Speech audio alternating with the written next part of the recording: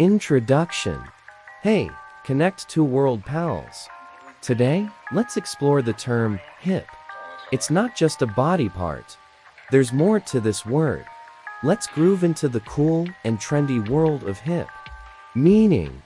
So, hip can refer to both a body part, the side of the body between the waist and the thigh, and a cultural or fashion-related term associated with being stylish, current, or aware of the latest trends. Usage. Imagine showcasing your dance moves by swaying your hips or being described as someone with a hip and modern sense of fashion. Examples. Think of the hip-hop culture, where music, dance, and fashion converge, or the effortless style that comes with being hip. Pronunciation. And when you say it, it's HPH hip. A term that swings between anatomy and trendiness, right?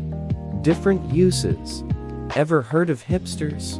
They're individuals known for embracing alternative and non-mainstream trends, often associated with a hip lifestyle. Conclusion. If the concept of hip resonates with your sense of style or dance, consider hitting the like button and subscribing for more groovy word journeys. Stay connected, and until our next exploration, take care.